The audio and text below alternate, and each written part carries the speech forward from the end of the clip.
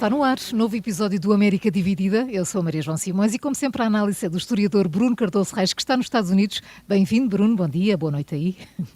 Bom dia, exato. E aqui é boa noite, realmente.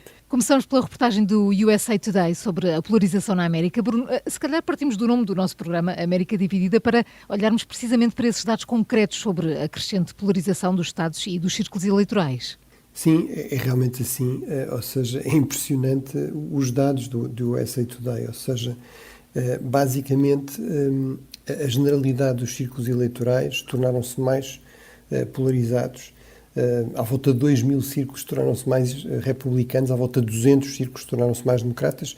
Isto pode parecer uma grande diferença favorável aos republicanos, mas é porque muitos desses círculos são rurais, são em pequenas zonas rurais com pequena população. Os círculos democratas são centros com grande concentração de população, mas realmente, basicamente, tem todos os Estados, em 40% dos Estados, em 40 dos 50 Estados, portanto é muito mais do que 40% dos Estados, na grande maioria dos Estados aumentou significativamente a polarização nos últimos 20 anos, e inclusive pode-se comparar isso com o histórico.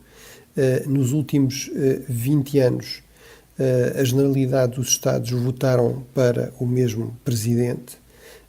Entre 1960 e 1980, nenhum Estado votou durante todo esse período, durante esse período de 2 décadas, para o mesmo presidente. Portanto, iam sempre alternando entre diferentes presidentes. Portanto, realmente os dados são de uma polarização crescente, e isso reflete até uma realidade, digamos, demográfica. Ou seja, as pessoas estão cada vez mais a emigrar para estados onde sabem que vivem pessoas com as mesmas inclinações políticas. E, portanto, não é apenas um acaso ou uma circunstância, digamos, que esteja explicado por outros fatores, é realmente uma escolha, uma opção consciente, e, portanto, isso realmente mostra que não é apenas uma tese, digamos, de intelectuais ou de académicos, é uma realidade. A América está mesmo a ficar cada vez mais dividida, e as pessoas também, por causa disso, tendem a ter visões politicamente mais radicais, funcionar muito numa câmara de eco, não é? Em que as pessoas têm todas as mesmas opiniões, e inclusive também mais facilmente desumanizar, digamos, ter uma visão mais negativa e mais distante do outro lado, não é? O outro lado não são um vizinho do qual nós discordamos politicamente, não há vizinhos dos quais nós discordamos politicamente, são pessoas, enfim, que nós não conhecemos pessoalmente, e portanto, muito mais facilmente, lá está, construímos deles uma visão em que há pouco lugar para a empatia, não é? Ou para o compromisso. Bruno, também importa falarmos sobre o discurso de Joe Biden, e queria saber a tua opinião sobre como achas que saiu no perguntas e respostas dos jornalistas sobre, não só sobre o furacão Milton, mas também a reação aos ataques de Trump. Bem, Joe Biden continua a ser o presidente, portanto tem como responsabilidade responder a este desastre, e um dos problemas da resposta ao desastre é realmente uma série de desinformações, enfim, de informação que não tem base nos factos, por exemplo, que as pessoas não vão receber apoio do Governo Federal, que tem complicado, no fundo, depois a possibilidade de ajudar essas pessoas, e portanto o presidente tem de responder, tem de aparecer. Realmente, Joe Biden continua a não estar em grande forma. Todos nós perdemos às vezes o fio à meada, mas realmente ele continua por vezes a acontecer-lhe isso. Em todo caso, parece-me que aqui repetiu o essencial, foi uma conferência relativamente curta, também não respondeu a muitas questões. Agora, de facto, não deixou de aparecer essa questão sobre Donald Trump, e aí ficou bastante evidente que Biden realmente tem cada vez menos paciência para Trump, ou seja, basicamente limitou-se a dizer get a life, portanto ele que arranja alguma coisa de útil para fazer e deixe de promover desinformação para ganhos políticos. Portanto, foi no fundo essa a conclusão da conferência de imprensa, mas enfim, realmente Biden tem aqui um problema que tem a ver com a sua idade. Realmente não consegue projetar aquela imagem de determinação, de energia, de ser alguém que está completamente a controlar a situação, e portanto isso é facilmente explorado. Pelo outro lado, apesar de, até de acordo com os próprios governadores republicanos, aparentemente não há razões de queixa evidentes em relação à forma como o Governo Federal, neste caso a Agência de Proteção Civil, a chamada FEMA, tem reagido a este desastre natural, em que obviamente se tem de coordenar a ação do Estado Federal depois com os diferentes Estados, em particular neste caso a Flórida, como sabemos é um Estado com um governador republicano.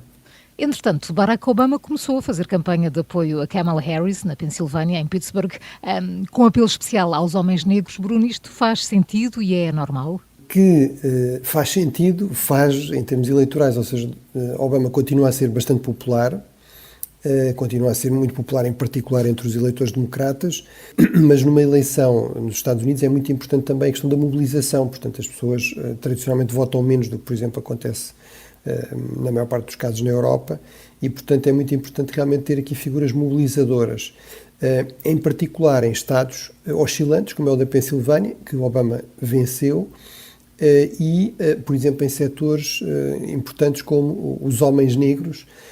Kamala Harris está a ter menos apoio entre a comunidade afro-americana do que aquilo que provavelmente precisaria para vencer, está a ter menos apoio claramente do que Obama, e a maior parte dos estudos apontam para ser, no fundo, algumas reservas da parte, não tanto das mulheres afro-americanas como ela, mas dos homens, e portanto o próprio Obama referiu expressamente isso e fez um apelo, no fundo, aos irmãos, como ele disse, aos brothers, não é? Ou seja, claramente ele disse, bem, isto... parece haver aqui outros motivos, ou seja, de preconceito, nomeadamente sobre ser uma mulher, porque em termos de dados objetivos, de estar preparada, de ser alguém que tem um conhecimento também do que é a vida das comunidades afro-americanas, é evidente que ela seria uma melhor opção do que Donald Trump. Agora, se isto é normal, não é muito normal, ou seja, por regra, os antigos presidentes, quando se retiram, digamos, da presidência, abandonam a vida política mais ativa e, sobretudo, mais partidária. Ou seja, por regra, não fazem campanha, até para manter, no fundo, enfim, um pouco este sentido de respeito pela presidência e, portanto, isto realmente é anormal. Já aconteceu no passado, já aconteceu em 2020, e aquilo que Obama, no fundo, veio explicar, e agora volta, no fundo, a ser a mesma razão, é Trump não é um candidato normal. O que está em questão é demasiado importante, enfim, de acordo com a convicção de Obama e de muitos democratas, é a própria democracia americana que está em questão e, portanto, isto não é um republicano normal, justifica-se que haja aqui uma intervenção excepcional de um antigo presidente, como é o caso de Obama. Na campanha propriamente dita, Trump prometeu descer impostos e atacou Kamala Harris, fazendo campanha no Michigan. Entretanto, uma nova sondagem diz que 74% dos eleitores acredita que Trump não vai aceitar uma nova derrota na eleição. Bruno, o que é que pesa mais? Bem, essa eu acho que é a grande questão desta eleição. Já agora, o Donald Trump, nesse comício no Michigan, concretamente em Detroit, no fundo insultou a cidade de Detroit, disse, se Kamala Harris for eleita, os Estados Unidos vão se transformar numa Detroit, portanto, uma cidade decadente e com imensos problemas, enfim. E, portanto, talvez não seja a forma mais, digamos, mais convencional de fazer campanha.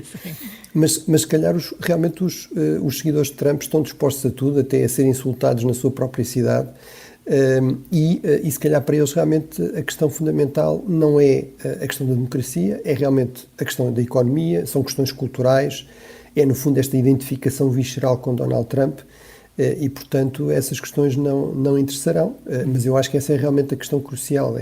Esta eleição também será no fundo um referendo em torno disso. Será que há realmente, nomeadamente entre os eleitores tradicionais republicanos, um número significativo que se deixa convencer, ainda com reservas em relação a Kamala Harris, de que Donald Trump, no fundo, põe em risco o próprio regime democrático, as tradições constitucionais que são centrais no conservadorismo, ou seja, se no fundo está disposto a ouvir os argumentos de alguns líderes republicanos históricos que se afastaram do partido e se afastaram de Donald Trump e que até declararam o seu apoio a Kamala Harris, como por exemplo a Liz Cheney, não é?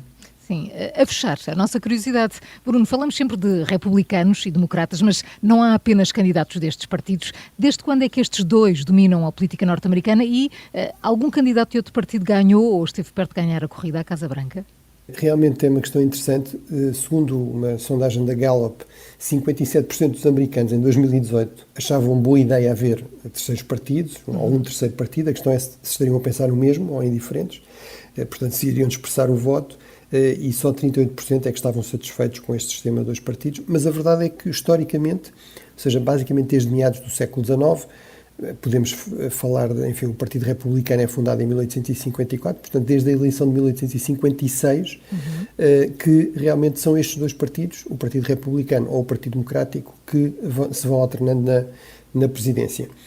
Houve alguns casos de candidatos, digamos, de terceiros partidos ou independentes, com algum sucesso, sobretudo no século XIX, mas no século XX realmente são raros. Ou seja, tivemos um primeiro caso de sucesso que foi o antigo presidente Teddy Roosevelt, que realmente em 1912 conseguiu quase 30% dos votos e ficou em segundo lugar, e concorreu não como republicano, que tinha sido o seu partido, mas como um elemento, como, digamos, o fundador de um novo partido reformista, mas que era conhecido como o partido Bull Moose, mas realmente isso foi o mais próximo que se conseguiu chegar, digamos, a um candidato de um partido que não estes dois a chegar à presidência, e esse partido rapidamente desapareceu a seguir. E, enfim, o caso mais recente e talvez mais conhecido é o do Ross Perot, que no fundo antecipa em algumas coisas de Donald Trump, em 1992, que teve 18% dos votos, mas também logo a seguir, em 1996, quando voltou a concorrer contra Bill Clinton, Bill Clinton já como presidente a recandidatar-se, acabou por ter apenas 6% dos votos. Portanto, realmente o que é típico destes terceiros partidos é serem muitas vezes uma forma de canalizar o descontentamento, de mobilizar, enfim, o eleitorado em relação a um assunto que na altura tem alguma importância, algum impacto, mas depois rapidamente desaparecem. Tem vida curta, não é? Exatamente, tem uma vida curta. Há um historiador político muito famoso norte-americano, Richard Hofstadter, que costumava dizer que os terceiros partidos no sistema político e eleitoral americano, que privilegia muito, basicamente, o vencedor vence tudo, não há distribuição de mandatos, por exemplo, como existe na Europa, proporcional. Portanto, esse sistema leva a que estes três partidos muitas vezes sejam como as abelhas, depois de picarem morrem, não é? Portanto, tem algum efeito ali, uma subida pontual em torno de um determinado assunto do momento, mas depois acabam por não ter eficácia também no voto e acabam por desaparecer. Bruno Cardoso Reis, muito obrigada pela análise ao longo de toda a semana. Marcamos encontros na próxima segunda-feira. Bom fim de semana nos Estados Unidos. Obrigado, Até igualmente. amanhã. Obrigada. Bom fim de semana. Obrigado.